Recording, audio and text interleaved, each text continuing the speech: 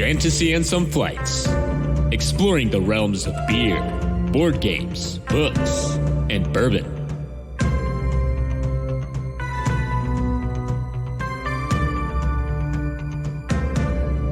Welcome to another episode of the Fantasy and Some Flights podcast. I'm Nelson. I'm Dalton. And today we have another board game episode for you, the next episode in our little mini-series that we're doing all around game design. Mm-hmm. So today we are talking with Sherwin Matthews, who is the lead designer for Steamforged Games, who has many titles under his belt, such as Bard Song, which is his most recent. He's done all of the Horizon Zero Dawns, the Resident Evils, just like these big epic box games. And so it's a little bit different than, Terra Dice, who has reached their funding goal, by the way. Congratulations, I think. Congrats to Terra Dice. Go team. So he's been in the industry. I think he has about 11 games, not including expansions, accredited to Sherwin. And so we're going to have a discussion with him all about game design. I've been really enjoying this series, just the idea for the series. I'm tooting our own horn a little bit. Yeah, we're great. I know, yeah, it's really fun. But this is a really cool stretch for us, right? Getting outside of just like critiquing games and starting to talk about game design. It's also like a personal interest for us in that we've done these little whiteboard designs and stuff before. Never anything serious, but like just enough to where like it's a really fun conversation to get engaged with. So I've been enjoying it. I hope you all are enjoying it too.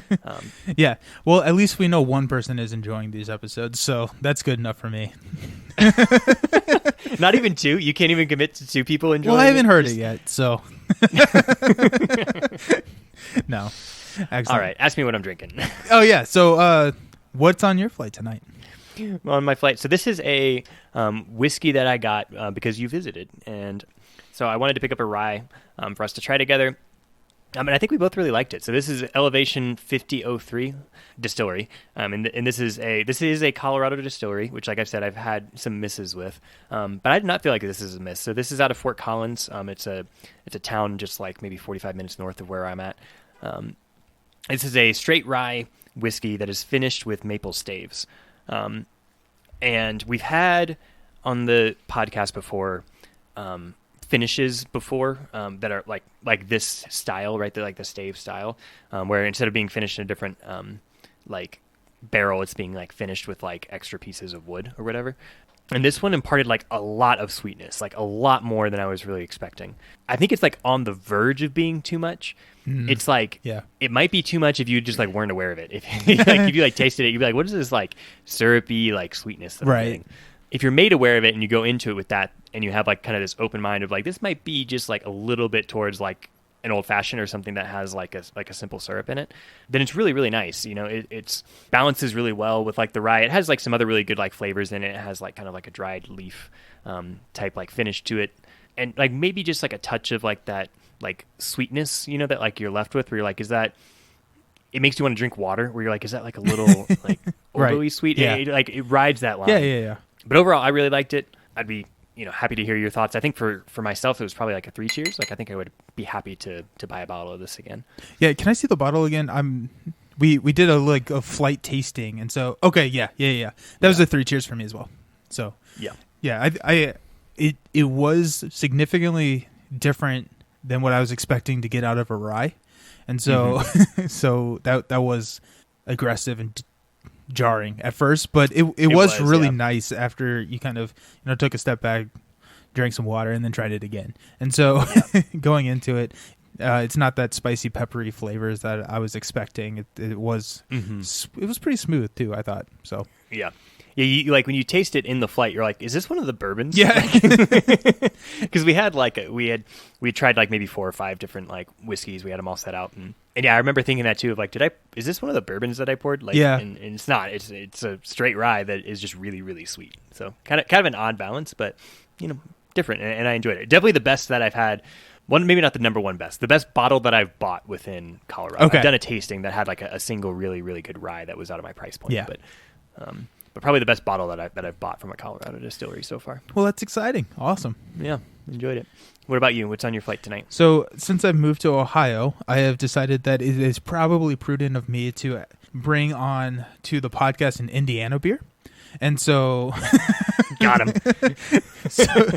So that old bait and switch. The old bait and switch. So this is actually a beer that I bought to bribe one of my friends to help me do something at my old house, but he's out of town, so I brought the beer home, and now I'm drinking it. So nice. So this is the peanut butter milk stout from Triton Brewing Company, and I don't know if I've had it on the podcast, but I've talked about Rail Splitter, which is their kind of flagship IPA, and so that's what I've had from them before. I may have had something, but this is Triton, their peanut butter milk stout, and I'm not a huge stout person. Not saying that I dislike them. It's not, but when I gravitate towards a heavier beer or a higher alcohol content beer, I typically go the hoppy route rather than the stout route.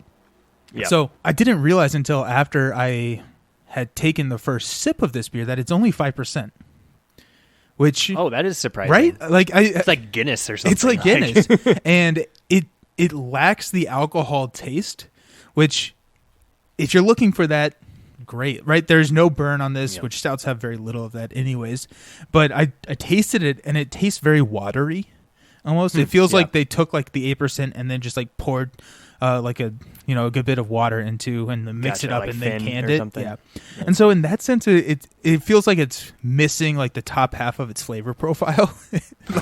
So it would be a 2. Nah, it'd probably be a 1 cheers for me, honestly. Like I don't know if I would take it again if someone offered it. It was a 4-pack of 12 ounce, so it like was not.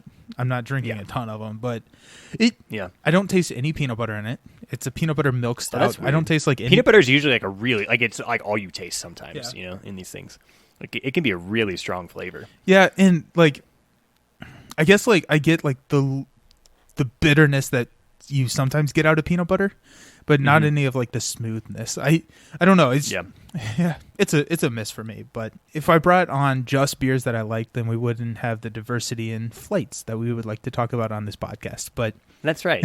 We have to have the lows so we can have the highs. Exactly. Just as hard to climb a mountain as it is to climb out of a valley. All that stuff. Yeah, and now I don't blame my friend for not wanting to help me at the house because this is clearly you just like did not offer enough. Exactly. In bribe. Yeah. So I don't know how I feel about the whole like. I feel like stouts get the brunt of this. Like, let's throw in this wacky ass flavor. Into like that is true. So like you get these like coconut stouts and you get like the peanut butter stouts, and I'm like I've like basically never liked any of these. You know, like I love stouts and like, but if it's like blank stout, I hate it usually. That's a really good point because I don't think I'd ever thought about it, but I think I'm in the exact same boat as you are. Whereas I really want to like peanut butter stouts, but I don't think I've ever had a peanut butter stout that I have enjoyed. Yeah, because I don't know what I love peanut butter. Yeah, and I do enjoy stouts, even though they're not the ones I gravitate towards normally. Yeah. But all of these like. Just peanut butter stouts. And I just thought of one. I did have a cookies and cream stout that was bonkers good. So so blank stouts. If it's cookies and cream from Athens, Georgia, that works. Okay, that'll work for you. That'll work. That'll work for me. Yeah. And there are some exceptions. Like, coffee stouts are standard. I've had some of those that you like, right? Some people will list like it's a coffee stout. And it's like stouts taste like coffee anyway, but whatever. Like you added coffee beans to the brew or something. Right. So it's fine. Like I like it.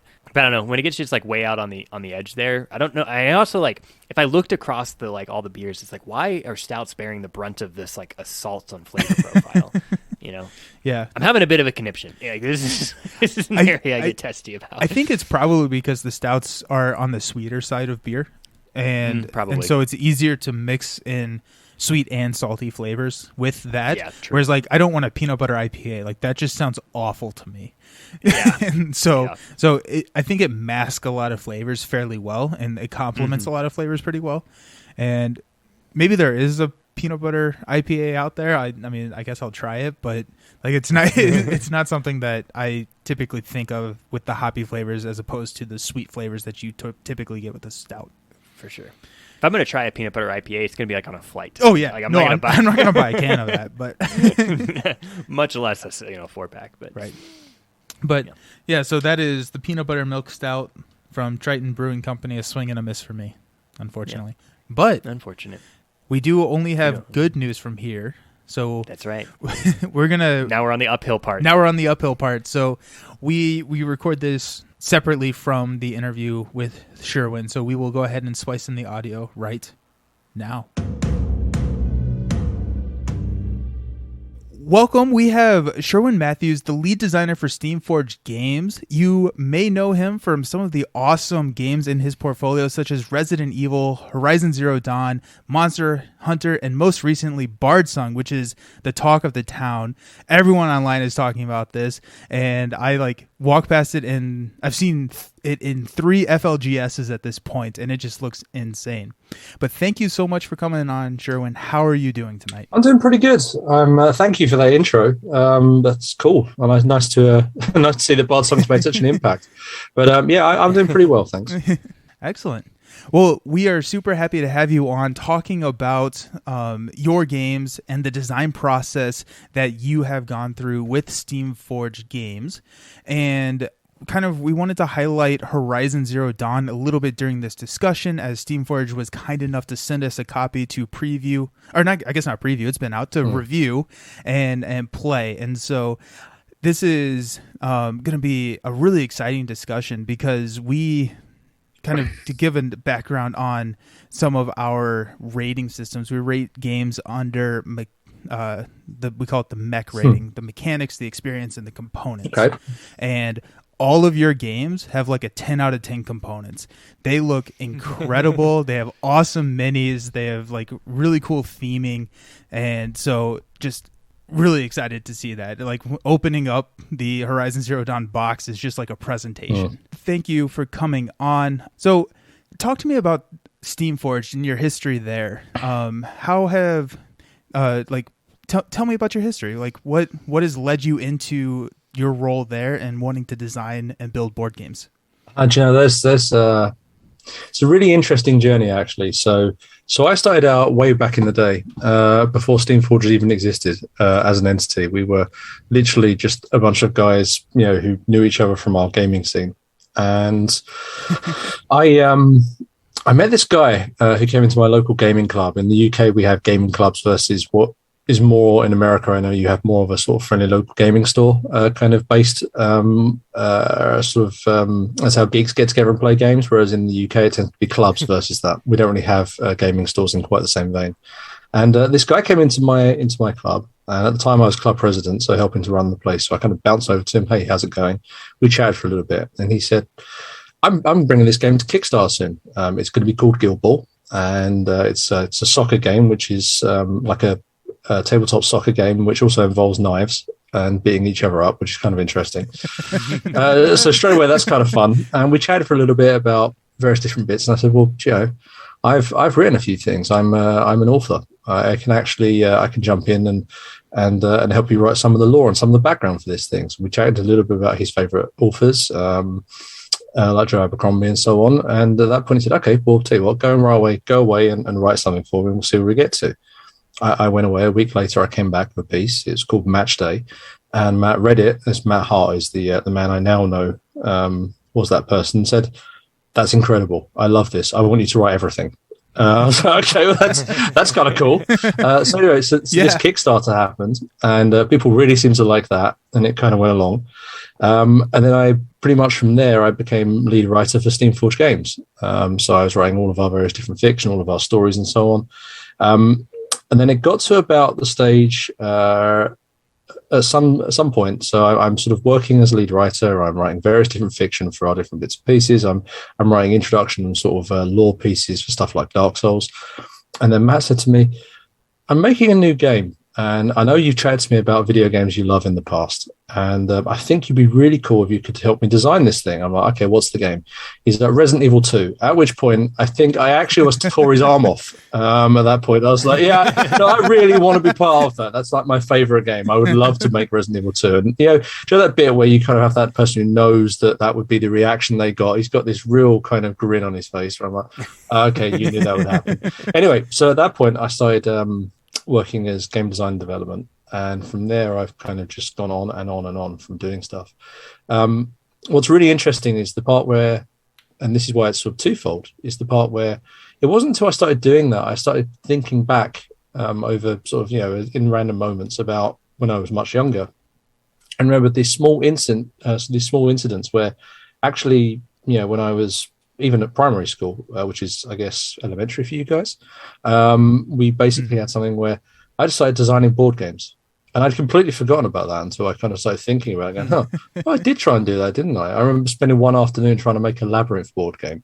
Yeah, and I got as far as making this drawing on this big white sheet, like the different paving stones where you're going to meet Hoggo outside of the Labyrinth and stuff like that. And I remember, very much a little bit later on kind of writing, reading my favorite book at the time and then immediately making Warhammer versions of all the characters in that and that sort of stuff. And at that point, I kind of thought back and maybe I wanted to do this all along. And there's part of my subconscious that kind of led me here. But yeah, and that's that. And obviously since then, I've worked I've had the privilege of working on an awful lot of very exciting titles with a lot of very, very talented people. Obviously within the SFG, we obviously mentioned our sculpting team, they're incredible. And all of our design team as well. But then also outside of that with people like Guerrilla, the most pertinent for this podcast, obviously, but also Capcom and Microsoft and various other different things. So you have been designing board games for a while then. So I ask this question to everyone and they always, no one ever gives me a straight answer, but do you have a favorite project that you've worked on? Or they always say they're like my children. I can't choose, but I'm curious if maybe one stuck out to you. I could give you that. They're all like my children answering. There would be absolute honesty in that, but I know that's boring. That's boring radio, right? So if I had to pick my absolute favorite, it's got to be, there's a very, very special place in my heart for anything Resident Evil. Not only because that's my first real sort of game that I made where there's a lot of emphasis on me as lead for it. Which is obviously Resident Evil 2, but also because one of the most exciting things when I made that game was being able to sit there and chat to other Resident Evil geeks. And at that point, I realized that I'd sunk, like on the original Resident Evil 2 game, just to give you a rough idea, I'd probably sunk about 500 hours into that of successive playthroughs. And this is a game you finish in about 2 hours if you know what you're doing. So I kind of played it quite a lot, and it wasn't until I started chatting to the other people in our community I realized, okay, I've played this game far too much because we started getting to these chats about every fixed camera angle and how to achieve them in the game, and which ones were the rare ones that no one's ever seen before. And at that point, I think at some stage where I was chatting to someone about 2 a.m. about how in the library, if you run underneath the stairs, there's a camera angle that has no reason for it to be there, but a super high close-up. That's the bit where I went, okay, so that's probably it. So with that in mind, I'm going to say Resident Evil is my baby. Yeah. That's hilarious. Dalton, have you ever played the Resident Evil games? No. Okay, this is over. That's fine. We're out. Yeah. I know. I'm sorry. I've let you down. Oh man. Do you find that theme is pretty important to you in getting your personal interest involved in designing a game? It can be. So to sort of zoom into the design process a little bit, how we approach things. One of the key things we always do is there's 2 steps actually. The first one is to really sit there and play the game. Let's say we're making a game, for example, or whatever the IP is, but a game is mostly obvious to do. So we'll play the game. We'll sit there and for Horizon, for example, which is obviously the one for this particular show. Excuse me. I jumped into playing that game and went, right, okay, so let's get it and let's sit there and play it through for a few hours, understand what the game is, how it works, what sort of tasks do you actually do as part of it, what the gameplay experience is. The amusing part about Horizon is I started off saying, okay, I'll get the game, I'll play it for a couple of hours one Friday. So I started at one Friday afternoon and started playing it. And then I looked up at some point and it's dark outside and it's 3 a.m. And I went, okay, so I've clearly played this for a few hours. Went to bed, woke up the next morning and about 8 o'clock, went, right, okay. Well, I was unconscious for a short while, then woke up about 5 hours later. I went, cool, let's go back and play some more of that. And then, looked up at some point, wow, it's 3 a.m. again. So at that point, I think Horizon sunk its hooks into me. But no, so we played all that game and really just experience what it is in its totality. So understand, what is it that makes this game what it is? And let that sort of all sink in and lie fallow for a short while. So that way we can kind of think about different ideas and themes. The first stage of anything we do design-wise is to identify what we term as the core DNA of that game. So at that stage, what is it that what is it that makes this game what it is? So, for example, is it for Horizon? Is it the exploration? Is it the actual huge machines and sort of knocking components off of them? Is it customizing your hunter as you go through the wilds? Is it the actual is it the world? Obviously, it's all of these things. It's about understanding what is the actual player experience, because only once you've got that, once you've identified those things, you then go, right, okay, so let's try to recreate those key things on the tabletop, which then reflects, so that if I'm a Horizon Zero Dawn fan, I sit there and I see this game and I go, wow, that's exactly, makes me have the same, that has the same sort of connection to me as what happens when I play the video game. So that way they can really experience that and it doesn't feel jarring. And that's the key thing, I think, for any of our games that we do. So as a result, we're always fans of everything we make. Inevitably, we always end up becoming that. It's very hard to make something, and we wouldn't really be this disingenuous to make something where we don't all love the original license, because otherwise it's much, much harder to zoom in at that level and understand what makes the game tick. Yeah, absolutely. So, like, from never designing a game before in my life, so this question comes from that angle. Just let me preface it like that. When you are looking to balance a game with your mechanics, but you want to hold true to that theme, do you ever run into issues trying to keep that lore and that theme alive, but just from a board game perspective, it just doesn't work, right? One of the most difficult things when you're designing anything is knowing when to let go of something that you really want to include in that game, but it just simply doesn't fit for whatever reason. And there's a few different bits and pieces which may come up. And just again, breaking away from Horizon for a moment, one of the things for Resident Evil that we used was, if you play the video games, as your character becomes more injured, you start to limp and you obviously stagger around and you physically become slower. Mm-hmm. That's something which we easily could introduce into the Resident Evil board game without too much difficulty at all. You just reduce agency as you go on, give the players less actions they can make. However, the part that didn't really work is that when we actually sat down to test this thing, we realized, not necessarily a strict balance thing, but people were just forgetting to do the rule, because once they've picked up a few different injuries or whatever else, they're just playing the game at the same pace as what they've already learned. They're forgetting to lose one action or whatever. And the amount of times I sort of watched our playtesters, and then we always do silent playtesting when we're doing with externals a lot of the time. So we'll sit there and just observe rather than interfering with any of the things or jumping in. Oh, by the way, the rule is this. Want to get people's initial reactions to this stuff. And seeing players just forget this 9 times out of 10 and sort of go, oh, wait, I should have only done 3 actions that turn. Oh, okay, let's go back, rewind, and I can only do this or this and move some backwards. There's only so many times you can see that before you go, do you know what? Let's just drop that rule. Let's just drop that rule. Like, very, very flavorful, but at the same time, if everyone's forgetting to do it, then it's just actually a barrier to it. And I think that's one of the things which tends to be, that could be quite frustrating if you think something's really key. And if you think it is really important, then obviously you need to find a new way to approach it or to loop that in and actually make that fit in a certain way. Right. One of the things for Horizon, which was, I would have loved it in retrospect, I would have loved in Horizon to put in the conditions more in the way that they would have worked they work in the video game. So one of the things in the video game is where you hit enemies with, let's say, a fire arrow, and you hit them with a fire arrow, they don't immediately burst into flame. Every enemy has a fire threshold, and you hit them with successive attack, or threshold for various different elements. And as you hit them with successive attacks that push those elements up, at some point it will go over that bar, and then of course the thing will then explosion and covered in fire. Now in our video game, in our board game, purely because keeping track of that for so many distinct enemies is quite a pain. And also has a lot of tokens on the table if that's what you're storing. It just wasn't feasible. So instead we had to introduce a thing where if you hit the enemy with this condition, then if this fire, it just gets fire. Now, it's a shame because I'd have loved to have kept that to more authentic to what the video game was. But at the same time, what is it that makes people excited about playing the video game? What is people's experience? Is it that you shoot someone with a fire arrow and then it's on fire? Or is it the experience of hitting something successively over and over again, slowly building up that until it explodes? A lot of players won't even realize that's how it works with fire arrows, to be honest. That's kind of under the hood mechanics of what the video game has.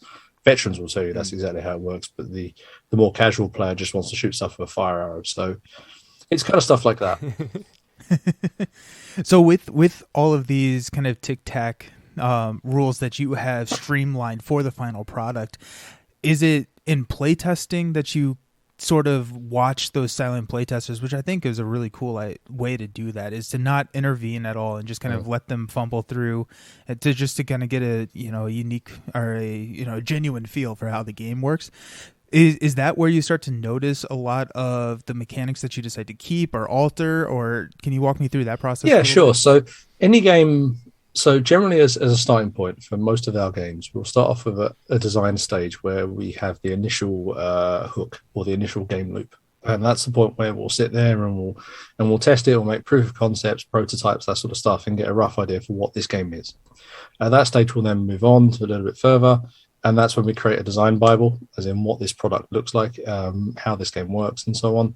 And then we'll go into development. And this is, of course, all internal. And there's no, well, unless, other than speaking to Guerrilla in this case, about what the game's going to look like and showing it to them. But outside of that, the actual testing, the actual development is then done, moves into part of the cycle. And there's a lot of work to be done before it's ready to see anybody in terms of playtesting, because at that point, we're really trying to go, right, so how does this mechanic work? And does that actually survive when you start thinking about a larger game? Or was that just a cool thing that we could do in the design stage, completely isolated from anything else?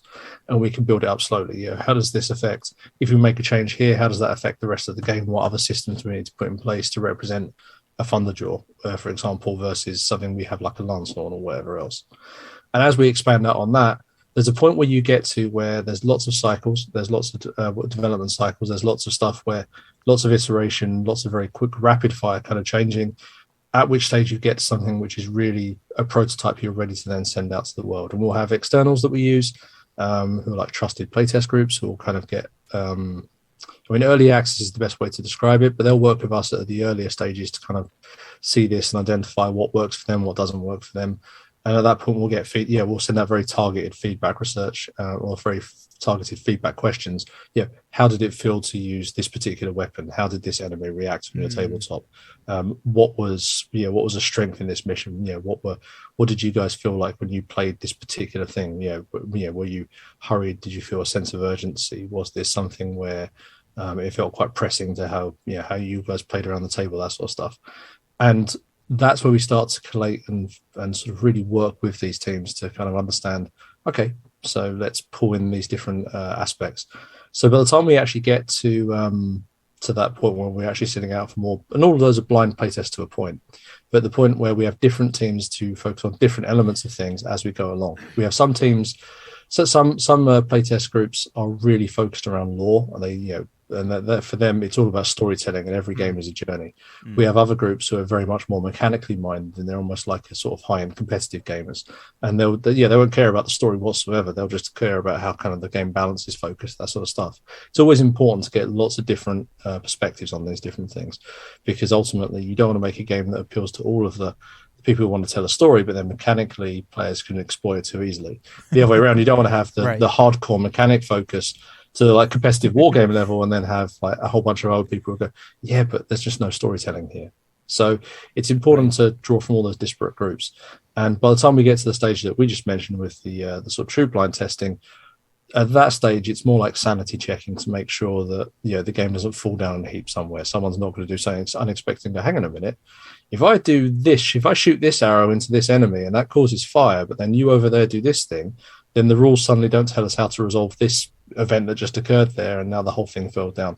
That sort of stuff is really what that level of testing is about. Or at that stage, it's more about, here's a rule book. How easy is it to follow what you're doing on this and learn the game? And at that stage, it's a very different type of development. And I'm sure you've had playtesters find the most random interactions that you would have never thought of. Do you know, I should have thought of some examples on that one, but yeah. There's one guy, and again, I'll break away a little bit from Horizon for a second, but there's one guy on Resident Evil who realized that the rules say you have to be adjacent to a typewriter to use it, but there's nothing to say that you can't use it through a wall. So as a result, he was kind of running through like rooms, kind of doing like, I'll just click through this wall basically. And I'm not going to lie, I actually left that in the end game purely because one, most people won't make that connection because that's a cognitive connection with that. Well, I obviously can't use it through a wall, right? And the second one is because I kind of like that old school speedrunner glitch. Where someone's worked out a way of like glitching through a wall to do something. So I quite like that. So yeah. Oh, that's fantastic. That's really funny. I think we ran into that with Captain Sonar, where we were like shooting missiles over islands, you know? Like, I don't think the rules explicitly say you can't do this. Right. It just is probably implied. Our group has not pulled that game back out. That invoked a strong argument. I think every group has a game like that. Yep. Right. Everybody to the back of the sub, tilt it up. Yeah. So you used a term there that I wanted to just like pick your brain on a little bit. Sure. So you used the term, I think it was Design Bible. Can you talk me through like what that kind of means for your team and what you use that for? Sure. Design Bible, I mean, it can be many, many things depending on what the game is. But if I think about Horizon, it was really something where the Design Bible for that is simply these are the core identity of what this game is. These are the core pillars of the game. So, excuse me, it's about hunting. It's about the large machines and how they work. It's about this sense of everyone has to get individual glory in this particular case. This idea of, and obviously the core identity and the core rules that we had at this stage for these different things is that establishes what that is. So this is how you accumulate glory. This is how the hunter decks work in terms of how you build up your hunter and level them up. And this is how you use the decks as their stamina, but it also represents their ammunition and their skills. This is how the game looks in terms of roughly what it's played on, like these boards laid out, how many of them there are, and these are the rules where you can lay them out in any format you want, or alternatively else. Machines follow trails, follow paths as they go through, that sort of stuff, patrol routes. So there's some of that in there. There's also elements where they're something that the end user wouldn't necessarily ever see, where we talk about complexity. So we would have something where we say, so the complexity of this game is, sort of low to mid or high or whatever else, wherever we're pitching it to. And that's going to be very much based on what we think is best for the audience, or what we think is the best for the target personas for the type of people who will play and enjoy this game. That's a really important point, because one of the things that we've become very aware of, or we already were very aware of when we started making video game license products, is a lot of our audiences are people who just love Horizon or just love Resident Evil or Dark Souls or whatever else. Mm-hmm. They aren't necessarily tabletop gamers. Their most exposure they've ever had to a tabletop game is something like Monopoly or Snakes and Ladders. So at this point, you don't want to zoom straight in with this really heavy game that they just simply have no experience of and no ability to play. So you want to create rule books and experiences that kind of talk them through things in a sort of much more zoomed in level, and takes their time to establish how they work, and also at the same time doesn't overlay loads and loads of mechanics to work. And that sounds slightly odd in a post COVID world where everyone went online to play D&D for a year solid. But it's something where we want to slowly introduce themes and concepts to players in a way that's digestible and they can understand and they can pick up.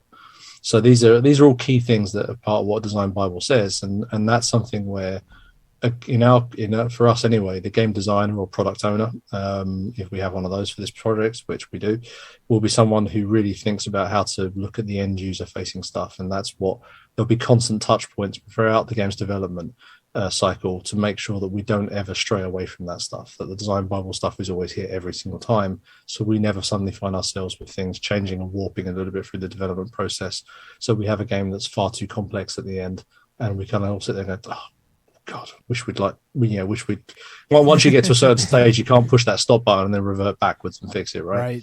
So we need to make sure we always hit that. So with these games that you have built around IP, a lot of these games are built around IP. You said that you kind of had this idea of, a low to mid complexity rating for the fans of the game. So is that set like right as the IP is set, or is that kind of further along in the design cycle after you've kind of discussed with the team or whoever the design team is to try and figure out what that Bible looks like? No, that's always done. That's always done in the early stages. We want to. Part of the early stages of any game is understanding, again, the personas or the audience, the target audience, who's going to play this game and how they're going to interact with the game. And obviously there are a lot of people out there who are familiar with board games and so on, and will be wanting to play this thing and won't necessarily be daunted by a large rule book. But at the same time, there's as many people who won't have done that. So it's always key to understand that, and it's such an important factor for any of our games to make sure that we keep track of that, because if we ever find a stage where development as things go, when you're making a game, it's so easy to fall into the trap of just layering on, oh, here's another rule we can throw in, oh, here's another rule we can throw in, here's another rule we can throw in, just to make this thing much more hyper focused around how we could do things. Really good example of a Horizon is when we were bringing the Deathbringer. and the Deathbringer has, like, if you do a certain amount of damage to it with fire, this sort of power core comes out of the thing, so it can effectively cool down, which is the point in the video game where, right, attack the power core, that's the weak point, do loads and loads of damage to it, and that's how it works. We had loads of discussions about how to best implement that into the actual board, into the tabletop game when it came to what the Deathbringer was. But at some stage, we just realized this is just becoming so complex. We're layering in so much into this, like in terms of special rules and exceptions and so on. We're having introduced, like, vulnerable points to this. We're having to introduce kind of, the fire build-up I talked about and change how fire arrows work for this one particular enemy. We're talking about the ways that you target stuff and then having an interactive component that you can't initially attack and suddenly appears after a certain time. We talk about flipping the card over when anything happens. And there's a point where someone is looking at the rule book so much and they're not actually head down in the game. And at that stage, we need to walk away from it. So that's a key thing where it's always important to establish that early on. Because if we were playing for a high complexity, player, if that's what we're aiming for, then stuff like that is fine. We can just layer loads and loads of that in. We're talking about an audience which just laps that sort of stuff up. But that's not for everyone. Right. And it's important to understand that, because obviously that's a big part of, any of anything that we've sort of, when we're discussing this game, it's a big part of what its identity is as much as the actual theme of it as well. Absolutely. Yeah. So working with a company, like some of your games, you have been the sole credited designer in the game, and then there are games that you've been working on where there are multiple designers.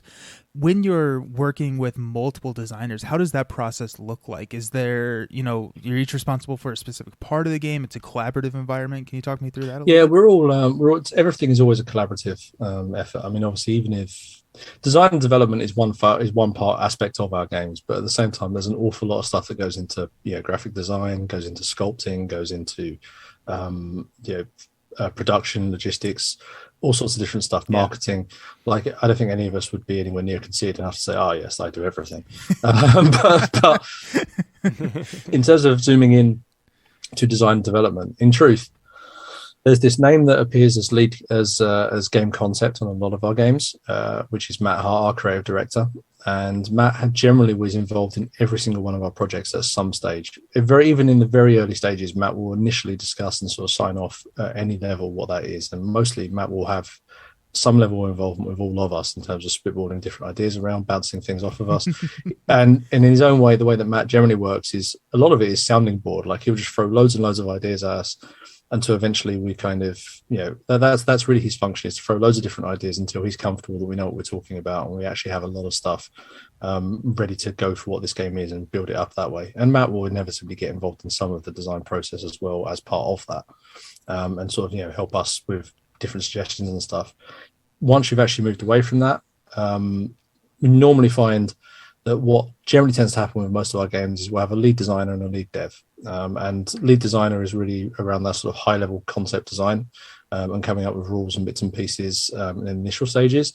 Developer is then someone who then runs with the game and then builds it out with testing, successive cycles, that sort of stuff, layering in kind of design at a more zoomed in level. So scenario design or, kind of hunter design or enemy design, that sort of stuff. And then sort of gets those bits and pieces done. And obviously the lead design may also factor into that, may also sort of help out here and there and work together. It's obviously everything is a collaborative effort. And of course, every project is different and each one of us is different. We all work in different ways. Some of us are very roll up sleeves, kind of dive into it and start getting going. And then there's others who have a more of a step back and holistic approach to the whole project. So very cool. At the end of your last answer, you were talking about, you were starting to get into like component design, and I think that's an area I'd like to hear a little bit more about. So you have a game, you have the concepts, you have the core mechanics kind of drafted or whatever. You have your IP. Can you talk me through, like, okay, how do I start going about creating a series of items or monsters or whatever, just kind of like starting to flesh that game out? How do I go about that? And also, how am I trying to keep, I guess, balance or along the way, trying to fill out the game to get like the low level and the high level kind of going? Yeah, and that's something which is going to change from game to game in terms of what it is. But if we're looking at something like Horizon, it's really thinking about what is that user journey. What's the zoomed in, what's like the elevator pitch for what this is? In the case of Horizon, Obviously, massive spectrum of different machines we can throw into this. Loads of different tribes of hunters and all sorts of things like that. Loads of potential places to draw from. What does this look like? What's the most concise way to deliver this to the end user, where they're going to, the Horizon fan, they're going to recognize how this works or understand this? Is it to zoom into one particular region of the game? Is it to zoom into one particular tribe and build it around that? Is it something where you want to theme it around a particular period in the game? What's the best way to approach this? And also at the same time, kind of, what does your actual product look like? Is this something where, because we could very easily, if Horizon said, you know what, one big mega box, it's going to be as big as your garage and it's going to have literally every single machine in it, and go from there. It's only going to cost you like $1,000. Amazing, right? So we could well have done that. Alternatively, we go, okay, or we could, break it into more digestible chunks, so that way players don't feel like they have to mortgage their house. And we can also see players kind of look at this thing and go, cool, so this is set around the start of the game, where we're kind of, we're in Mother's Cradle or whatever else, and we're the Nora running around and we're hunting a sawtooth, and this is something where, I want to add a big machine to this. I love the Thunderjaw. Great, go buy the Thunderjaw model, and then you can put this thing on the table and you can fight against that. And I think that's the key thing, is, as you say, it's identifying what type of enemies do we want to see in this thing, and for each of those enemies, what do they represent, or what do they add to the gameplay? How do they work in that particular way? What hunters do we want to represent, and why? What's the difference here? Like, everything has to have also a value to the game. You don't ever want to put in something that's just the same as something else for the sake of putting it in there. So it's how you want to build that up. So, for example, in Horizon's case, we knew straight away, obviously, a big core identity to what the machines are is the Watcher. The Watcher is clearly a very, very important kind of piece to this. So, yep, cool. Let's grab the Watcher. And that's going to be something where it's going to try and alert the other machines to what the hunter's doing. We want to have our boss, as it were. Who we're going to have there? Well, we could put in one of the huge machines, but let's at this point keep it relatively straightforward, so small scale, because we like that early stages of the game, because that's where most people will definitely have experienced that. And people who tried the game and then necessarily didn't get along with it or whatever, moved on, but love the visuals, that's what they'll know as well. So we'll put in the Sawtooth as that.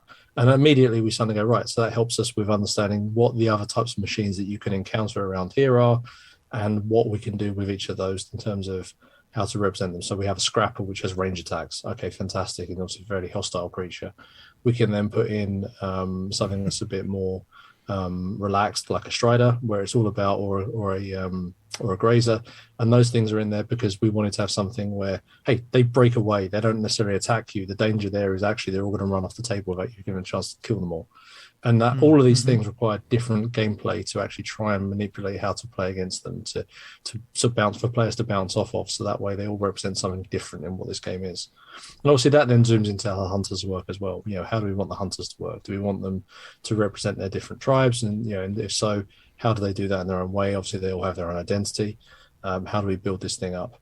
One of the nicest things we ever had, or sorry, for a personal experience I ever had, is when we went over to Guerrilla most recently, and sort of sat down with the board game, having made it, and we had this amazing day where we spent the whole day at Guerrilla just playing loads of games with the people at Guerrilla. And at some point, these three guys came over to me, and they all look, bless them, they're all kind of, a couple of them look slightly nervous, and kind of, like Guerrilla have been keeping them in a basement for about 10 years, kind of thing. It's sort of coda thing, and and then they kind of went, "Oh, can we play?" And I'm like, "Sure." So we sit down, and I've been chatting to people all day long. So I'm like, "Oh, hey guys, what do you guys do?" And then they're like, "Oh, we design the AI for the machines." And at that point, I'm immediately going, "Okay, this better be really good then." Like, because you guys not to say anyone else in Guerrilla wasn't born, but like suddenly I'm looking at these guys, and I'm like, "Okay, so you really know what this is then." So we kind of started playing the game, and we got about half hour in, and they kind of finished their demo, and they're all smiling, and they're all really happy. And I'm like, "So how was that?" And they were like, "That's amazing. You've really captured how our machines move around. You've with the way that the behaviors work, you've layered in the extra complexity we didn't think was possible in a tabletop environment. Like, this is really cool. We love this." It was so. That's going to be so satisfying to hear. If you talk, I actually have a bit of a warm feeling thinking about it now. In terms of job satisfaction level or cool stories, that's one of my favorites I can have over the years. When I'm sitting and talking to these guys. But it was so interesting because from their perspective, they didn't care what the hunters could do. They're looking at the machines. Like, their whole difference was everyone else is running around focused solely on, my hunter is a rock star. They're going to do everything, right? And then these guys, oh yeah, my hunter's kind of cool, but let's what these machines can do. It's really, really interesting. So this is like a callback way into the episode, but you mentioned one of the mechanics in Horizon Zero Dawn is the deck, which is all of your items and everything that you can use to interact in the game is also your health. And that I think is one of the coolest mechanics I have seen. It's so like you have all these health tracks in other games and then your deck, and it's just like it's a way to combine it. And also like losing health is like worse than just losing health. And so I don't actually know if that translates to the video game at all, but like just in my initial plays, I was like, this is a really cool design. So sorry, I need to throw that out there. That's one of Matt Hart's ones that he threw in there from the design process. I remember a few of us scratching our heads, going, how's that going to work, or is that a thing? But yeah, with a lot of things, Matt is a creative genius, and throwing that in there, and ultimately, yeah, once you actually play it through a few times, like, okay, this is actual gold. Like, yeah, this is cool. But he is. I mean, the decks in Horizon represent your stamina. Effectively, it's your will to fight. It's not just your ammunition. It's your preparedness for what it is as well. The more stuff you do, the more you're running out of ammunition.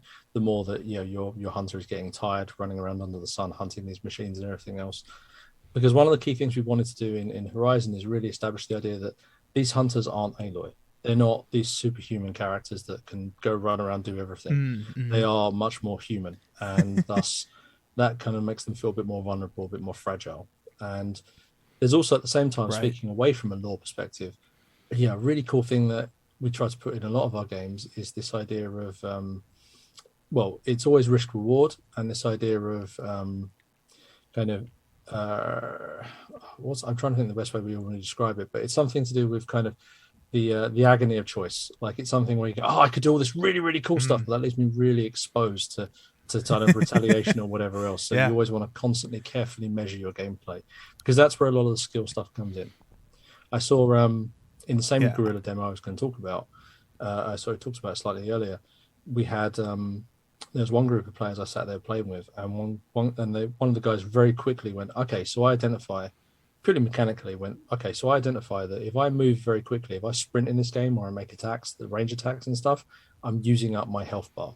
I don't want to do that. So I'm going to walk everywhere and make melee attacks, which is basically free. And then so 3 turns on, like the other guy across the table is kind of killing everything in the room. He's running around there, everything's exploding around him, parts are flying off machines and all this cool stuff. And the guy who's sitting there playing conservative is looking at him and going, this isn't fair. I'm losing. And it's like, well, yeah, it's a risk reward game. Like this guy's taking a whole bunch of risks. If he gets hit, he's dead. Like, he's thrown all of his stamina, everything. Killed loads of machines, but he's playing in a sensible enough way that he's not playing truly wild. He's just going, I'm going to go after that machine, then throw everything at it until it's dead. So then that way, I've definitely got the kill. It's completely dead. I can then sit there and craft in the grass while I'm waiting for the next one to move into position and go on to that. Meanwhile, you're still about a mile away, slowly trudging through trudging along the lane trying to get to us. And by the time you get here, I've killed everything. And but then the flip side is that's where a lot of the skill comes in, because Horizon is a semi-competitive game.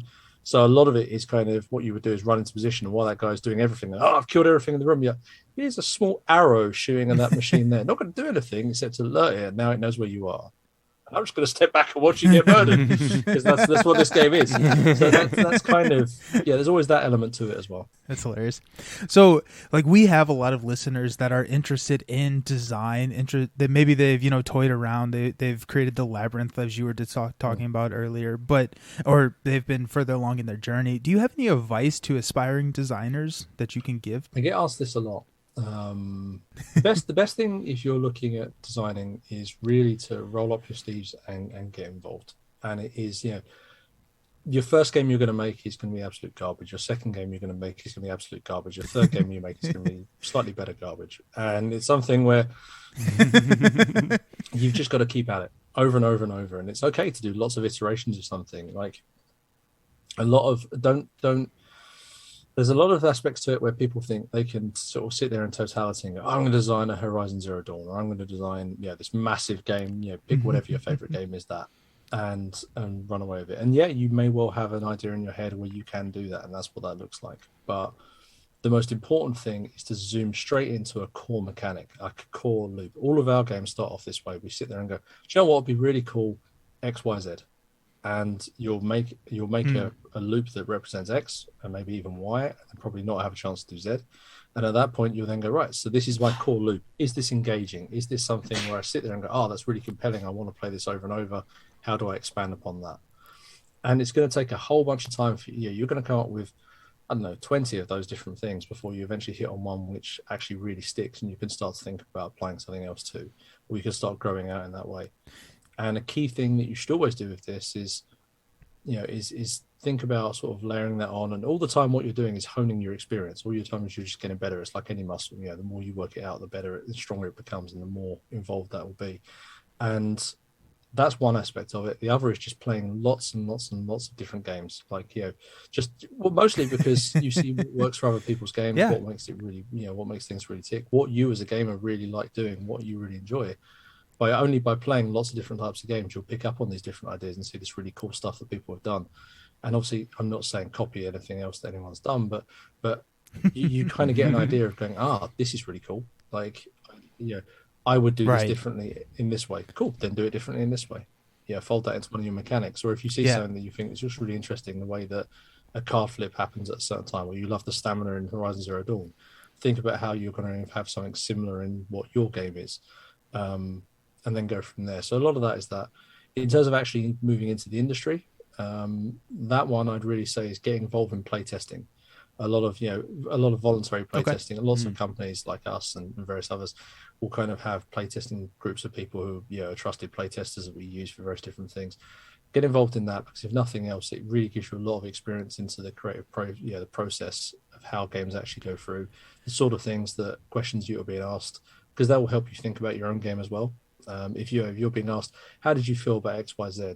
What was this you're looking at, or whatever? You can then start to learn how to. Maybe I'll apply that to the game I'm making and think about how I approach it that way. Lots of stuff like that. You also get you to actually speak to and have, a sort of relationship with a lot of the developers out there, so you can actually then talk to someone. If you have got an interesting idea, it's easier to then talk to me or whoever, about this other idea. Yeah. It's also interesting to get some advice about different bits and pieces, or to understand the industry a lot more. Absolutely. That's great advice. So thank you for coming on. Dalton, were there any other questions that you wanted to ask before we kind of closed it out? No, I did want to just say that, I appreciate that, the perspective on just getting involved. I think, specifically here in the States, but obviously elsewhere too, we, I think, have a real culture around like a fear of failure, right? And that failure is really seen as a bad thing. And so just having kind of that encouragement and that word to like, hey, just get out there and fail and see it as that growth opportunity and as that learning experience, right? And get those kind of like notches on your belt. And kind of trying to like work against the shame that can be around that. That's really helpful to hear from someone in your position. So I just, I wanted to say that I appreciate that, thank perspective you. from you. I mean, ultimately, it's like anything, right? Do you think you're going to walk into the Cobra Kai dojo and immediately take on Johnny? And if you don't, if the answer is no, then you're probably not going to be able to do it. Like, I'm not saying you're not a prodigy that can do that. But you're it's right. And designing anything is exactly that. You're not going to walk in and suddenly come up with Spiel des Jahres. You're not going to suddenly come up with Terraforming Mars or a Gloomhaven or a Bard Song or whatever way you want to look at that.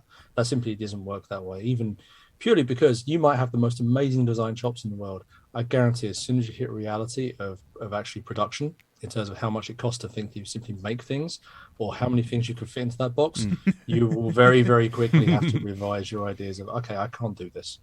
So at that point, it's definitely that. And the only way you're going to get there is through experience, is through getting those XP points and leveling up.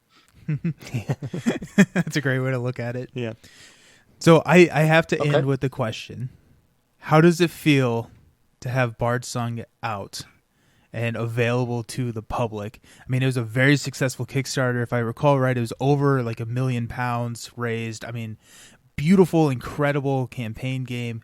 How does it feel to have it in the hands of people who love it? All of our games have this magical moment where I'm going to give you a long-winded answer. Apologies in advance.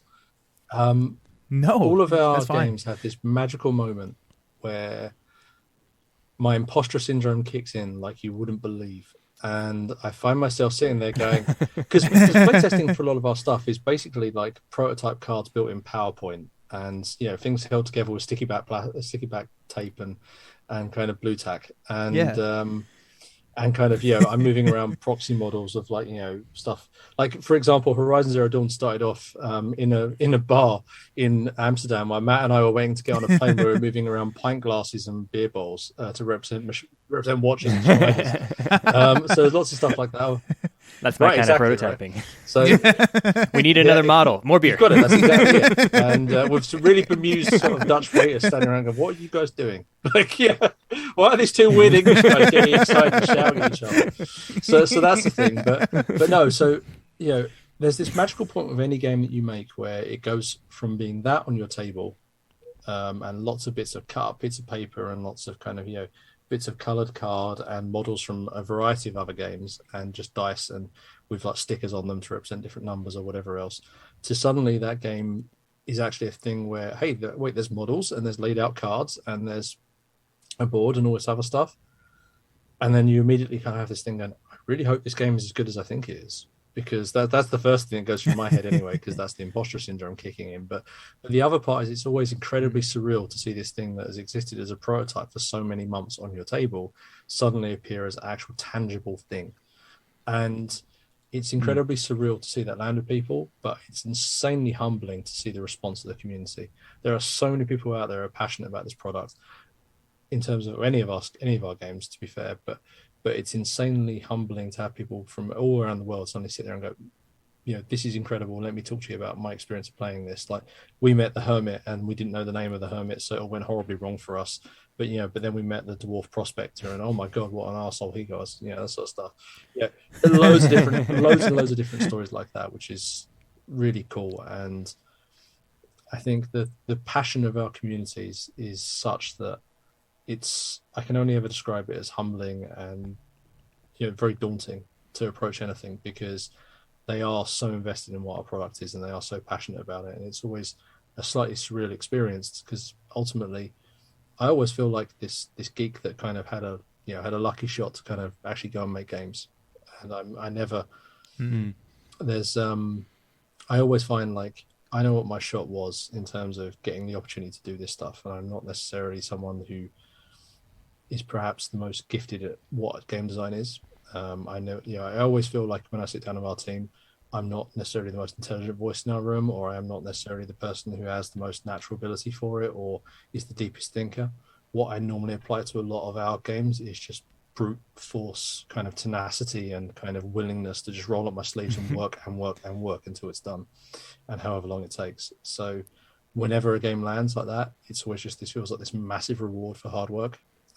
Which is always really, really nice. So absolutely. Yeah. Well, I've been traveling a good bit, but I've seen this game in Minnesota. I've seen this game in Denver. I've seen this game in Indiana, where I'm at. I guess I'm in Ohio now. I've seen this game there's one other place where I saw it, Chicago. And I just like to go visit FLGSs wherever, and it's just everywhere, and like it's all over online. So it's really exciting to see that and talk to you and hear your side of that story. So, So thank you for coming on. I want to open the floor to you to give you the opportunity to tell people where to find you, or plug any upcoming events, games, or whatever to kind of send people off. Well, I mean, you can, not that I have much social media interaction with much things, but you can find me on Twitter at Sherwin's Agenda.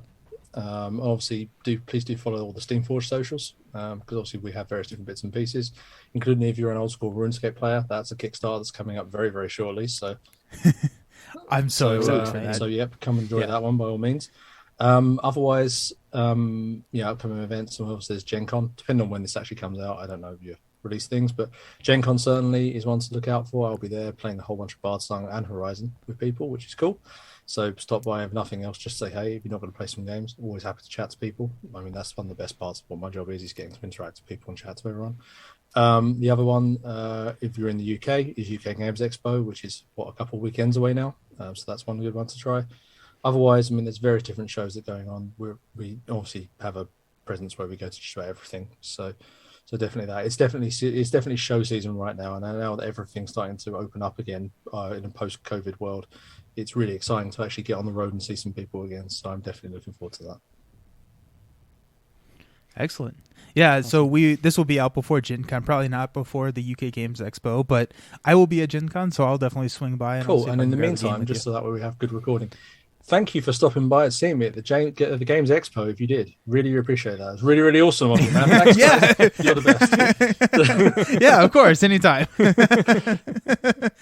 Well, thank you, Sherwin. Thank you for coming on. And cheers. We'll talk to you all very soon. Thanks, guys. Cheers. Peace.